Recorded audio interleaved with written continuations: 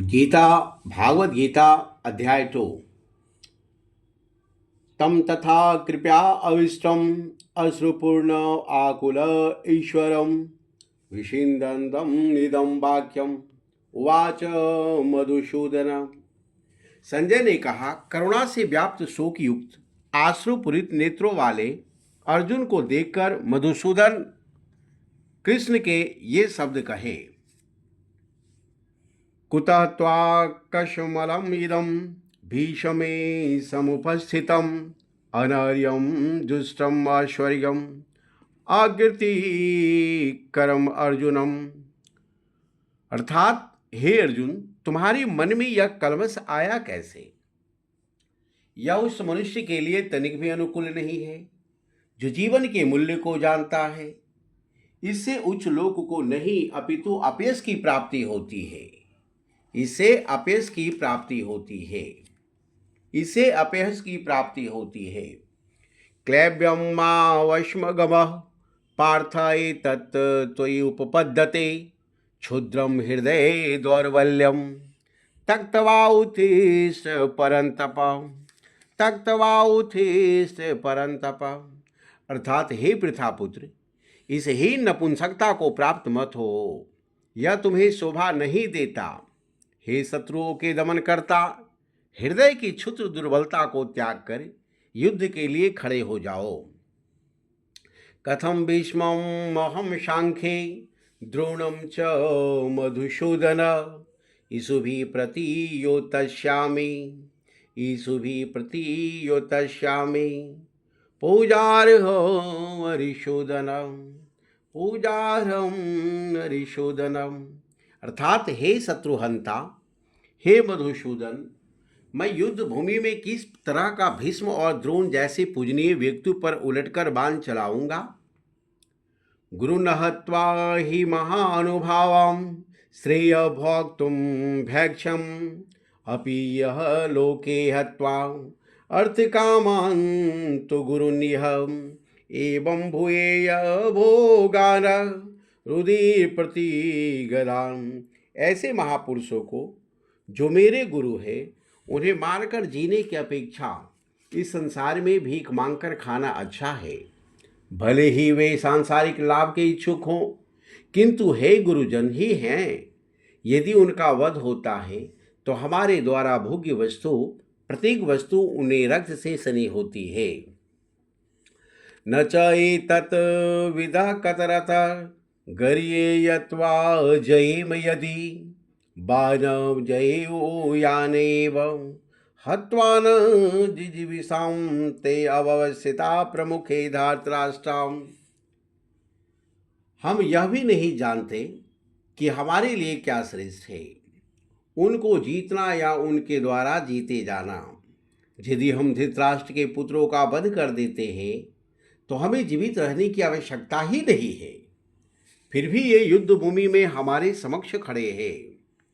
कार्पण्य दोष उपहत स्वभाव पृच्छामि त्वां धर सम्मूढ़ चेता यत् श्रेय स्यात् निश्चितं ब्रूहि तत्मे शिष्यवाम शाधि माम त्वां प्रपन्नम।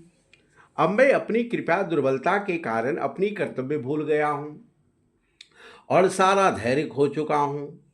ऐसी अवस्था में मैं आपसे पूछ रहा हूँ कि जो मेरे लिए श्रेष्ठकर हो उसे निश्चित रूप से बताए। अब मैं आपका शिष्य हूँ और आपका शरणागत हूँ। कृपया मुझे उपदेश दें। कृपया मुझे उपदेश दें। नहीं प्रपन्नश्यामि मम आपनुयाद यत् शोकम उच्छोषणम इंद्रियाणाम अवाप्य भूमौ अपशवनम रिधम राज्यम सुरानाम अपि च वाधिपत्यम।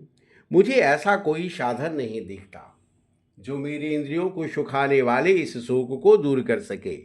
स्वर्ग पर देवताओं के आधिपत्य की तरह इस धन धान्य संपन्न सारी पृथ्वी पर निष्कंटक राज्य प्राप्त करके भी मैं इस शोक को दूर नहीं कर सकूंगा। इस शोक को मैं ही नहीं दूर कर सकूंगा।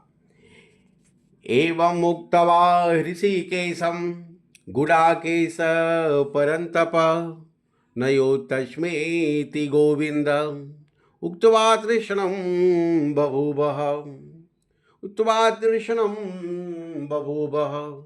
संजय ने कहा, इस प्रकार कहने के बाद शत्रुओं का दमन करने वाला अर्जुन कृष्ण से बोला, हे गोविंद, मैं युद्ध नहीं करूंगा, और चुप हो गया। तत्वाच ऋषिकेश प्रहसन इव भारत सेनयो भयो माध्ये विषीदन्तम् इदं वच। अर्थात, हे भरतवंशी, उस समय दोनों सेनाओं के मध्य शोकमग्न अर्जुन से कृष्ण ने मानो हंसते हुए ये शब्द कहा। श्री भगवान उवाच अशोच्यान अनवशोच त्वं प्रज्ञावादान च भाससे गत अशुनवगत असुंचन अनुशोचन्ति पंडिताम। श्री भगवान ने कहा, तुम पांडित्यपूर्ण वचन कहते हुए उनके लिए शोक कर रहे हो जो शोक करने योग्य नहीं है। जो विद्वान होते हैं वे न तो जीवित के लिए न मृत के लिए शोक करते हैं। जो विद्वान होते हैं वो न जीवित के लिए न मृत के लिए ही शोक करते हैं। जो विद्वान होते हैं वे न तो जीवित के लिए न ही मृत के लिए शोक करते हैं। न तू एव अहम जातु न वासम न तुम नैमे जन अधिपान च एव न भविष्याम सर्वे वयम अंतः परम। ऐसा कभी नहीं हुआ कि मैं न रहा हूँ और न तुम रहे हो, अथवा ये समस्त राज्य न रहा हो, और न ऐसा है कि भविष्य में हम लोग नहीं रहेंगे। भविष्य में हम लोग नहीं रहेंगे, ऐसा नहीं है। देहिनौ अश्विन यथा देहे कौमारम यौवनम जरा तथा देहे अंतर प्राप्ति धीर तत्र न मुह्यति प्राप्ति धीर न मुह्यति। अर्थात, जिस प्रकार शरीरधारी आत्मा इस शरीर में बाल्यावस्था से तरुण अवस्था में और फिर वृद्धावस्था में निरंतर अग्रसर होता रहता है, उसी प्रकार मृत्यु होने पर आत्मा दूसरे शरीर में चला जाता है। धीर व्यक्ति ऐसे परिवर्तन से मोह प्राप्त नहीं होता। जिसके पास धैर्य है वो ऑलरेडी इस तरह के परिवर्तन से मोह को प्राप्त नहीं होता है। मात्रा स्पर्शा तु कौन्तेय शीत उष्ण सुख दुःखदाम आगम आपायन नित्या तानि तीति च भारत। हे कुंती पुत्र, सुख तथा दुख का क्षणिक उदय तथा काल क्रम में उनका अंतर्ध्यान होना सर्दी तथा गर्मी के ऋतु को आने जाने के समान है। हे भरतवंशी, वे इंद्रिय बोध से उत्पन्न होते हैं और मनुष्य को चाहिए कि अविचल भाव से ही उनका सहन करना चाहिए। अविचल भाव से उनका सहन करना चाहिए। यम ही न व्यथं तंति एते पुरुषम पुरुषः ऋषभ सम दुख सुखम धीरम समृतत्वाय कल्पते। हे पुरुष श्रेष्ठ, जो पुरुष सुख और दुख में विचलित नहीं होता, जो पुरुष सुख और दुख में विचलित नहीं होता और इन दोनों में संभाव रखता है, वह निश्चित रूप से मुक्ति के योग्य है। वह निश्चित रूप से मुक्ति के योग्य है। जो विचलित हो गया वो से मुक्ति नहीं मिलता है। न अशतः विद्यते भाव न अभाव विद्यते सतः न असत विद्यते भाव न अभाव विद्यते सतः उभयो अपि दृष्टभवन्तः तो अन्यो तत्दर्शिभी।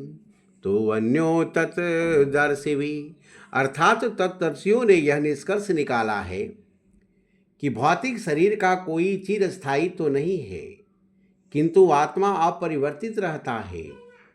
उन्होंने इन दोनों की प्रकृति के अध्ययन द्वारा यह निष्कर्ष निकाला है।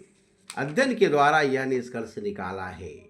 अविनाशी तु तत्विद्धि येन सर्वं निदं ततं विनाशम् अव्ययस्य न कश्चित् कर्तुम् अर्हति। जो सारे शरीर में व्याप्त है उसे ही तुम अविनाशी समझो। उस सभ्य आत्मा को नष्ट करने में कोई समर्थ नहीं है। आत्मा को नष्ट करने में कोई समर्थ नहीं है। आत्मा को नष्ट करने में कोई समर्थ नहीं है। अंतवंत इमे देहा नित्यस्य उक्ता शरीरन अनाशिना अप्रमेयस्य तस्मात् युद्धस्य भारत। अविनाशी अप्रमेय शाश्वत जीव के भौतिक शरीर का अंत अवश्यम भावी है। अतः हे भरतवंशी, युद्ध करो, युद्ध करो। नैनं वेत्ति हन्तारं यः च एनं मन्यते इतं उभौ तौ न विजानीत न अयं हन्ति न हन्यते न अयं हन्ति न हन्यते। जो इस जीवात्मा को मारने वाला समझता है तथा जो इसे मरा हुआ समझता है, वे दोनों ही अज्ञानी है, क्योंकि आत्मा न तो मारता है और न ही मारा जाता है। न जायते म्रियते वा कदाचित् न वयं भूत्वा भविता वा न भूयज नित्य शाश्वत वयं पुराणः न हन्यते हन्यमाने शरीरे। अर्थात आत्मा के लिए किसी भी काल में न तो जन्म है न मृत्यु है। वह न तो कभी जन्मा है न जन्म लेता है और न जन्म लेने वाला है। वह अजन्मा नित्य शाश्वत और पुरातन है। शरीर के मारे जाने पर भी मारा नहीं जाता है। आत्मा शरीर के मारे जाने पर भी मारा नहीं जाता है। वेद विनाशिनीं नित्यं यैनं वजम् अवयव कथं स पुरुषः पार्थ कम घात्यति हन्ति कम।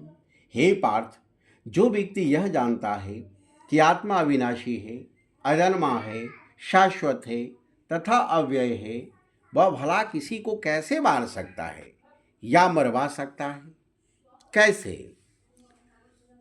वासांसि जीर्णानि तदा यथा विहाय नवानि गृहाणि नर अपराणि तथा शरीराणि विहाय जीर्णानि अनन्यानि शय्याति नवानि देहि। जिस प्रकार मनुष्य पुराने वस्त्रों को त्याग कर नए वस्त्र धारण करता है, उसी प्रकार आत्मा पुराने तथा व्यर्थ के शरीर को त्याग कर नवीन भौतिक शरीर धारण करता है। उसी प्रकार आत्मा पुराने तथा व्यर्थ के शरीर को त्याग कर नवीन भौतिक शरीर धारण करता है। नैनं छिन्दन्ति शास्त्राणि नैनं दहति पावक नैनं छिन्दन्ति शास्त्राणि नैनं दहति पावक न च एनं कलेद्यन्ति आपः न शोष्यति मरुतम्। यह आत्मा न तो कभी किसी शास्त्र द्वारा खंड खंड किया जा सकता है, न अग्नि द्वारा जलाया जा सकता है, न जल द्वारा भिंगाया या वायु के द्वारा सुखाया जा सकता है।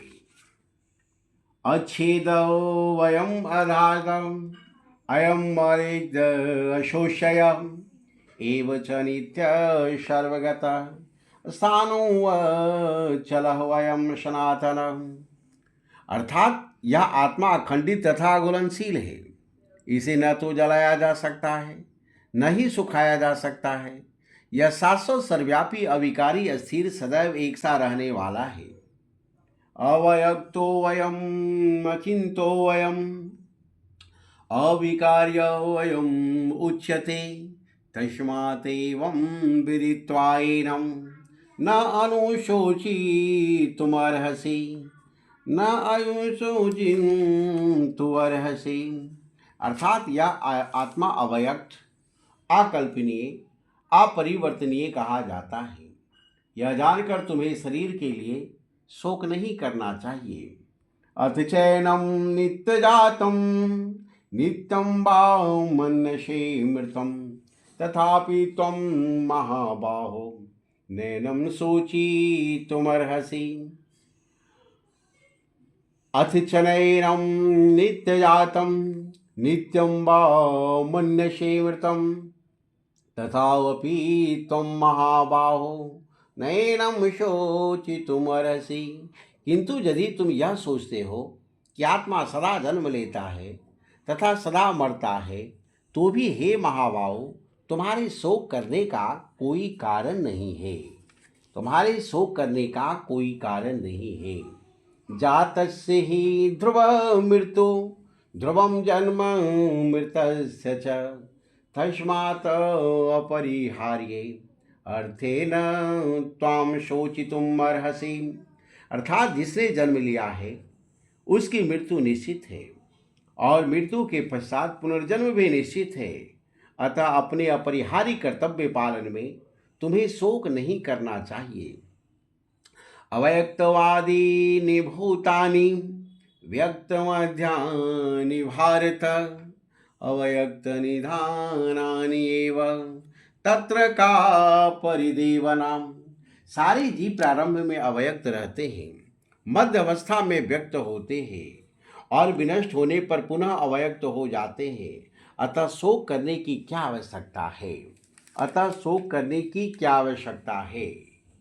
आश्चर्यवत् पश्यति कश्चित् एनम् आश्चर्यवत् वदति तथा एव च अन्यः आश्चर्यवत् चैनम् अन्यः शृणोति श्रुत्वा अपि एनं वेद न च एव कश्चित्।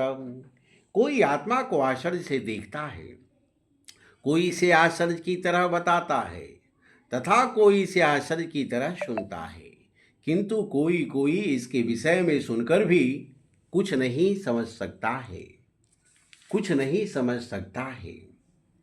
देहि नित्यम् अवध्ययशं देहे सर्वस्य भारत तस्मात् सर्वाणि भूतानि न च तुम शोचितुम अर्हसि। हे भरतवंशी, शरीर में रहने वाले देही का कभी वध नहीं किया जा सकता, अतः तुम्हें किसी भी जीव के लिए शोक करने की आवश्यकता नहीं है। स्वधर्मपि च आवीक्ष न विकम्पितुम् अर्हसि धर्म्यात् हि युद्धात् श्रेयान्यात् क्षत्रियस्यो न विद्यते। क्षत्रिय होने के नाते अपने विशिष्ट धर्म का विचार करते हुए तुम्हें जानना चाहिए कि धर्म के लिए युद्ध करने से बढ़कर तुम्हारे लिए अन्य कोई कार्य नहीं है। अतः तुम्हें संकोच करने की कोई आवश्यकता नहीं है। यदृक्षया च उपपन्नं स्वर्गद्वारम् अपावृतं सुखेन क्षत्रियां पार्थ लभन्ते युद्धमोश्वरम्। हे पार्थ, वे क्षत्रिय सुखी हैं जिन्हें ऐसे युद्ध के अवसर अपने आप प्राप्त होते हैं जिससे उनके लिए स्वर्गलोक के द्वार खुल जाते हैं। अथ चेत्त्वम् इमं धर्मं संग्रामं न करिष्यसि ततः स्वधर्मकृतं च हित्वा पापम् अवाप्स्यसि। किंतु यदि तुम युद्ध करने में स्वधर्म को संपन्न नहीं करते तो तुम्हें निश्चित रूप से अपने कर्तव्य की अपेक्षा करने का पाप लगेगा और तुम योद्धा के रूप में भी अपना यश खो दोगे। योद्धा के रूप में तुम अपना यश खो दोगे। आकृतिम चवपि भूतानि कथिष्यन्ति ते अव्ययम् संभवावितस्य च आकृति मरणत अतिरिच्यते। लोग सदैव तुम्हारे अपयश का वर्णन करेंगे और सम्मानित व्यक्ति के लिए अपयश तो मृत्यु से भी बढ़कर है। सम्मानित व्यक्ति के लिए अपयश तो मृत्यु से भी बढ़कर है। भयात्रणात् उपरतम मंदते त्वां महारथाम ईसाम च त्वं बहुमत भूत्वा यास्यसि लाघवम्। जिन जिन महान योद्धाओं ने तुम्हारे नाम तथा यश को सम्मान दिया वे सोचेंगे कि तुमने डर के मारे युद्ध भूमि छोड़ दी है और इस तरह वे तुम्हें तुच्छ मानेंगे। अवाच्यवादान च बहुन वदिष्यन्ति तव हिता निंदतः तव सामर्थ्यम ततः दुःखतरम नु किम आशित। तुम्हारे शत्रु अनेक प्रकार के कटु शब्दों से तुम्हारा वर्णन करेंगे और तुम्हारी समर्थ का उपहास करेंगे। तुम्हारे लिए से दुखदाई और क्या हो सकता है। हतं वा प्राससी स्वर्गम हतस्य वा प्रागसी स्वर्गम जित्वा वा भोक्ष्यसि महिम तस्मात् उत्तिष्ठ कौन्तेय उद्धाय कृत निश्चय। हे कुंती पुत्र, तुम यदि युद्ध में मारे जाओगे तो स्वर्ग प्राप्त करोगे, या यदि तुम जीत जाओगे तो पृथ्वी के साम्राज्य को भोग करोगे। अतः दृढ़ संकल्प करके खड़े हो जाओ और युद्ध करो। सुख दुखे समे कृत्वा ला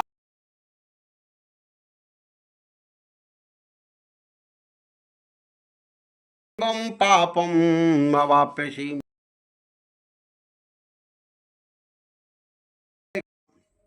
तुम सुख या दुख, हानि या लाभ, विजय या पराजय का विचार किए बिना युद्ध के लिए युद्ध करो। ऐसा करने पर तुम्हें कोई पाप नहीं लगेगा। ऐसा ते अभिता रांखे सांखे बुद्धि योगे तुइमां शृणु बुद्धया युक्त यया पार्थ कर्म बंधन प्रयाससी। अर्थात यहाँ मैंने वैश्लेषिक अध्ययन सांख्य द्वारा यह ज्ञान वर्णन किया है कि अब निष्काम भाव से कर्म करना बता रहा है। उसे सुनो प्रथापुत्र, यदि ऐसे ज्ञान से कर्म करोगे तो तुम कर्मों के बंधन में अपने आप को मुक्त कर सकते हो। अपने आप को मुक्त कर सकते हो। अपने आप को मुक्त कर सकते हो। अपने आप को मुक्त कर सकते हो। नई अभिक्रमनाश अस्ति प्रत्वाय नहि विघ्नते शाल्पम अस्य धर्मस्य त्रायते महता भयात्। अर्थात इस प्रयास में न तो हानि होती है न ही ह्रास होता है, अपितु इस पथ पर की गई अल्प प्रगति भी महान भय से रक्षा करती है। महान भय से रक्षा करती है। अल्प प्रगति भी महान भय से रक्षा करती है। व्यवसाय आत्मिका बुद्धि एकायी कुरुनंदर बहुशाखा ही अनंता च बुद्धय बुद्धि व्यासिनम। जो इस मार्ग पर चलते हैं वे प्रयोजन में दृढ़ रहते हैं और उनका लक्ष्य भी एक होता है। हे कुरुनंदन, जो दृढ़ प्रतिज्ञ नहीं है उनकी बुद्धि अनेक शाखाओं में विभक्त रहती है। उनकी बुद्धि अनेक शाखाओं में विभक्त रहती है। यामिनाम पुष्पितां वाचम प्रवदन्ति अविपश्चितम वेदवाद रता पार्थ न अन्यतो अस्ति वादिनम कामात्मन स्वर्ग परांक जन्म कर्म फल प्रदाम क्रिया विशेष बहुलाम भोगेश्वर गतिम प्रति। अल्पज्ञानी मनुष्य वेदों के उन अलंकारिक शब्दों के प्रति अत्यधिक आसक्त रहते हैं जो स्वर्ग की प्राप्ति, अच्छे जन्म, शक्ति इत्यादि के विविध सकाम कर्म करने की स्तुति करते हैं। इंद्रिय तृप्ति तथा ईश्वरमय जीवन की अभिलाषा के कारण वे कहते हैं कि इससे बढ़कर और कुछ नहीं है। इससे बढ़कर और कुछ नहीं है। भोगेश्वर्यम प्रसक्तानां तथाप्येत चेतसाम व्यवसायात्मिका बुद्धि समाधो न विधीयते।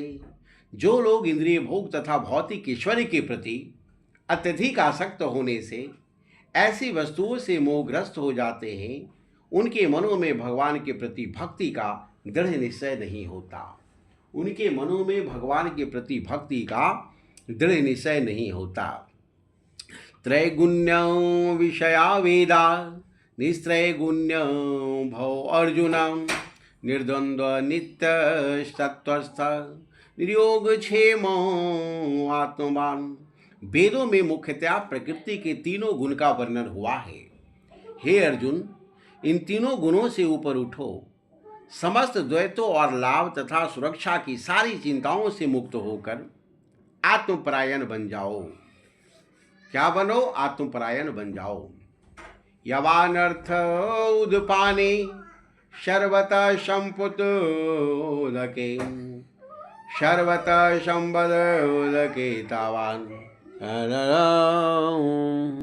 एक छोटे से कृप का सारा कार्य एक विशाल जलाशय से तुरंत पूरा हो जाता है। इसी प्रकार वेदों के आंतरिक तात्पर्य जानने वाले को उनके सारे प्रयोजन सिद्ध हो जाते हैं, उसके सारे प्रयोजन सिद्ध हो जाते हैं। कर्मणि एव अधिकारः ते मा फलेषु कदाचन मा कर्म फल हेतुभो मा ते संगो वस्तु अकर्मणि। तुम्हें अपना कर्म करने का अधिकार है, किंतु कर्म फलों के तुम अधिकारी नहीं हो। तुम न तो कभी अपने आप को अपने कर्मों के फलों का कारण मानो, न ही कर्म न करने में कभी आसक्त हो जाओ, करने में आसक्त हो जाओ। योगस्थ कुरु कर्माणि संगम त्यक्त्वा धनभ्यय सिद्धि असिद्ध अयोशम भूत्वा सत्वं योग उच्यते। हे अर्जुन, जय अथवा पराजय की समस्त आसक्ति त्याग कर संभाव से अपना कर्म करो, ऐसी समता योग कहलाती है, ऐसी समता योग कहलाती है। दुरेन ही अवरम कर्म बुद्धि योगात धनभ्यय बुद्धो शरणम ननुच्छा कृपणाम फल हेतव। हे धनंजय, भक्ति के द्वारा समस्त गर्हित कर्मों से दूर रहो और उसी भाव से भगवान की शरण ग्रहण करो। जो व्यक्ति अपने सकाम कर्म फलों को भोगना चाहते हैं वे कृपण है। बुद्धि युक्तो जहाति बुद्धि युक्त जहाति उभे सुकृत दुष्कृते तस्मात् योगाय उज्ज्वस्य योग कर्मसु कौशलम। भक्ति में संलग्न मनुष्य इस जीवन में ही अच्छे और बुरे कार्यों से अपने को मुक्त कर लेता है। अतः योग के लिए प्रयास करो, क्योंकि सारा कार्य कौशल यही है, सारा कार्य कौशल ही है, योग ही कार्य कौशल है, याद रखना है। योग ही योगा कर्मसु कौशलम। इसलिए योग करना है और गलत से अपने को अलग करना है और अच्छाई में बढ़ाना है। कर्मजम बुद्धि युक्ता ही फलम त्यक्त्वा मनीषिणः जन्म बंध विनिर्मुक्ता पदम गच्छन्ति अनाययम्। इस तरह भगवत भक्ति में परे रहकर बड़े बड़े ऋषि मुनि अथवा भक्तगण अपने आप को इस भौतिक संसार में कर्म के फलों से मुक्त कर लेते हैं। इस प्रकार वे जन्म मृत्यु के चक्र से छूट जाते हैं और भगवान के पास जाकर उस अवस्था को प्राप्त करते हैं जो समस्त दुखों से परे है, जो समस्त दुखों से परे है, जो समस्त दुखों से परे है। यदा ते मोह अकलिलम बुद्धि व्यतिरिष्यति तदा गंतावशि निर्वेदम श्रोतवश्य श्रुतस्य च। जब तुम्हारी बुद्धि मोह रूपी सघन वन को पार कर जाएगी तो तुम सुने हुए अथवा न सुनने योग्य सबके प्रति अनमस्य हो जाओगे। श्रुति भी प्रतिपन्ना ते ददास्यासिनी सलाम समाधवचला बुद्धिस्तदा योगमवाप्स्यसि। श्रुति भी प्रतिपन्नाम ते यदा स्थास्यति ईशला समाधौ अचला बुद्धि तदा योगम न वाप्यसे। जब तुम्हारा मन वेदों की अलंकारमयी भाषा से विचलित न हो और वह आत्म साक्षात्कार की समाधि में स्थिर हो जाए, तब तुम्हें दिव्य चेतना प्राप्त हो जाएगी, तब तुम्हें दिव्य चेतना प्राप्त हो जाएगी। अस्थित प्रज्ञस्य का भाषा समाधिस्तस्य केशव अस्थिति किं प्रभाषेत किमासीत ब्रजेत किम। हे कृष्ण, अध्यात्म में लीन चेतना वाले व्यक्ति के क्या लक्षण है, वह कैसे बोलता है तथा उसकी भाषा क्या है, वह किस तरह बैठता है, किस तरह चलता है। श्री भगवान उवाच प्रजाहाति यदा कामान् श्रमान् पार्थ मनगतान् आत्मनि एव आत्मना तुष्ट अस्थित प्रज्ञ तथा उच्यते। श्री भगवान ने कहा, हे पार्थ, जब मनुष्य मनोधर्म से उत्पन्न होने वाले इंद्रिय तृप्ति की समस्त कामनाओं को परित्याग कर देता है और जब इस तरह के विशुद्ध हुआ मन आत्मा में संतोष प्राप्त करता है, तो वह विशुद्ध दिव्य चेतना को प्राप्त अस्थित प्रज्ञ कहा जाता है। क्या कहा जाता है? अस्थित प्रज्ञ कहा जाता है। दुखेन अनुद्विग्न मनां सुखेषु विगतो स्पृहं भीतराग भय क्रोध सिद्धि मुनि उच्यते। जो त्रय तापों के होने पर भी मन में विचलित नहीं होता अथवा सुख में प्रसन्न नहीं होता और जो आसक्ति भय क्रोध से मुक्त है, वह अस्थिर मन वाला मुनि कहलाता है। वह अस्थिर मन वाला मुनि कहलाता है। वह स्थिर मन वाला मुनि कहलाता है। यह सर्वत्र अनभिस्नेह तथा तथा प्राप्य शुभ्र आश्रुभ न अभिनंदति न द्वेष्टि तस्य प्रज्ञा प्रतिष्ठताम्। इस भौतिक जगत में जो व्यक्ति न तो शुभ की प्राप्ति से हर्षित होता है, न अशुभ से प्राप्त होने पर उसे घृणा करता है, वह पूर्ण ज्ञान में अस्थिर होता है। वह पूर्ण ज्ञान में अस्थिर होता है। यदा संहर्ते चयम कर्म अंगानि सर्वसं इंद्रियाणि इंद्रियार्थेभ्य तस्य प्रज्ञा प्रतिष्ठताम्। जिस प्रकार कछुआ अपने अंगों को संकुचित करके खोल के भीतर कर लेता है, उसी तरह मनुष्य जो अपने इंद्रियों को इंद्रियों विषयों से खींच लेता है, वह पूर्ण चेतना में दृढ़तापूर्वक स्थिर रहता है। विषया विनिवर्तन्ते निराहारस्य देहिनः रसव्रजं रसः अपि अस्य परम दृष्ट्वा निवर्तते। देहधारी जीव इंद्रिय भोग से भले ही निवृत्त हो जाए, पर उसमें इंद्रिय भोगों की इच्छा बनी रहती है। लेकिन उत्तम रस के अनुभव होने से ऐसे कार्यों को बंद करने पर वह भक्ति में स्थिर हो जाता है। यतता ही अपि कौन्तेय पुरुषस्य विपश्चितम् इंद्रियाणि प्रमाथीनि हरन्ति प्रसवं मनम्। हे अर्जुन, इंद्रियां इतनी प्रबल तथा वेगवान है कि वे उस विवेकी पुरुष के मन को भी बलपूर्वक हर लेती है, जो उन्हें बस में करने का प्रयास करता है। जो उन्हें बस में करने का प्रयास करता है। तानि सर्वाणि संयमे युक्त आसित मत्परवशे हि यस्य इंद्रियाणि तस्य प्रज्ञा प्रतिष्ठताम्। अर्थात जो इंद्रियों को पूर्णतः बस में रखते हुए इंद्रिय संयम करता है और अपनी चेतना को मुझ में स्थिर कर देता है, वह मनुष्य अस्थिर बुद्धि कहलाता है।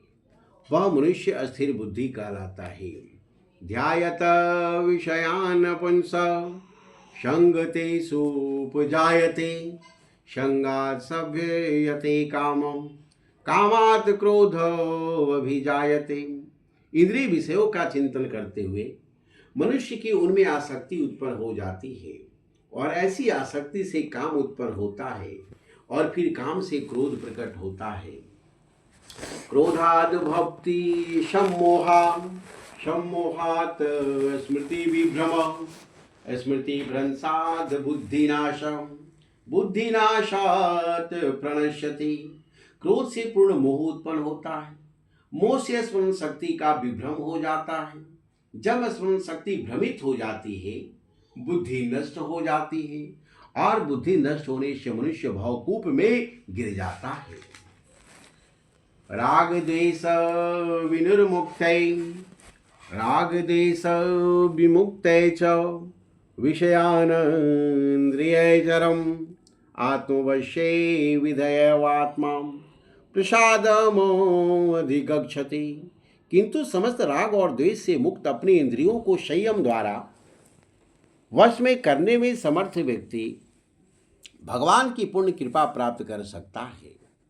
प्रमादे सर्वे दुखानां हानि यस्य उपजायते प्रसन्न चेतस हि आशु बुद्धि पर्यवतिष्ठते आशु बुद्धि पर्यवतिष्ठते। इस प्रकार से कृष्ण भावना अमृत में तुष्ट व्यक्ति के लिए संसार के तीनों ताप नष्ट हो जाते हैं और ऐसी तुष्ट चेतना होने पर भी उसकी बुद्धि शीघ्र स्थिर हो जाती है। न अस्ति बुद्धि अयुक्तस्य न च अयुक्तस्य भावना न च भावयत शांति अशांतस्य कुतम सुखम। जो कृष्ण भावना अमृत में परमेश्वर से संबंधित नहीं है उसकी न तो बुद्धि दिव्य होती है न ही मन स्थिर होता है, जिसके बिना शांति की कोई संभावना नहीं है। शांति के बिना सुख भी कैसे हो सकता है। इंद्रियाणां हि चरतां यथा मनः अनुविधीयते तथा हरति प्रज्ञां वायुनावां इव अभ्यसी। जिस प्रकार पानी में तैरती नाव को प्रचंड वायु दूर बहा ले जाती है, उसी प्रकार विचरणशील इंद्रियों में से कोई एक जिस पर मन निरंतर लगा रहता है मनुष्य को बुद्धि हर लेती है। तस्मात् यस्य महाबाहो निगृहीतानि सर्वशः इंद्रियाणि इंद्रियाभ्येव तस्य प्रज्ञा प्रतिष्ठता। अतः हे महाबाहु, जिस पुरुष को इंद्रियां अपने अपने विषयों में सब प्रकार से विरत होकर उसके वश में है उसी की बुद्धि निसंदेह स्थिर है। या निशा सर्वभूतानां तस्यां जागर्ति संयमी यस्यां जागर्ति भूतानि सा निशा पश्यते मुने। जो सब जीवों के लिए रात्रि है वह आत्म संयमी के जगाने का समय है और जो समस्त जीवों के जागने का समय है वह आत्मनिरीक्षक मुनि के लिए रात्रि है। आपूर्व्यां न चलव प्रतिष्ठम समुद्रम वाप प्रविशन्ति युद्धत तदत्त कामा यम प्रविशन्ति सर्वेशः शान्तिमवाप्नोति न काम कामी। जो पुरुष समुद्र में निरंतर प्रवेश करती रहने वाली नदियों के समान इच्छाओं के निरंतर प्रवाह से विचलित नहीं होता और सदैव स्थिर रहता है वही शांति प्राप्त कर सकता है, वह नहीं जो ऐसी इच्छाओं को तुष्ट करने की प्रयास करता है। विहाय कामान यः सर्वान् पुमान् चरति निःस्पृह निर्मम निरहंकार शांतिम अधिगच्छति। जिस व्यक्ति ने इंद्रिय तृप्ति की समस्त इच्छाओं का परित्याग कर दिया है, जो इच्छाओं से रहित रहता है, जिसने सारी ममता त्याग दी है तथा अहंकार से रहित है, वही वास्तविक शांति को प्राप्त कर सकता है। ऐसा ब्राह्मी स्थितः पार्थ नैनां प्राप्य विमुह्यति अस्थयित्वा वश्यामोऽन्तकाले अपि ब्रह्मा निर्वाणं गृह्यति। यह आध्यात्मिक तथा ईश्वरीय जीवन का पथ है जिसे प्राप्त करके मनुष्य मोहित नहीं होता। यदि कोई जीवन के अंतिम समय में भी शस्त्रास्थित हो वह भगवत धाम में प्रवेश कर सकता है। यत्र योगेश्वरं कृष्णो यत्र पार्थो धनुर्धर तत्र श्रेयर्विजयो भूति ध्रुवां नित्यमर्तिमम्। अर्थात जहाँ गुरु और शिष्य होता है वही शांति, संयम, सफलता, शालीनता, संस्कार, सजगता सब कुछ होता है। श्यावर रामचंद्र की जय।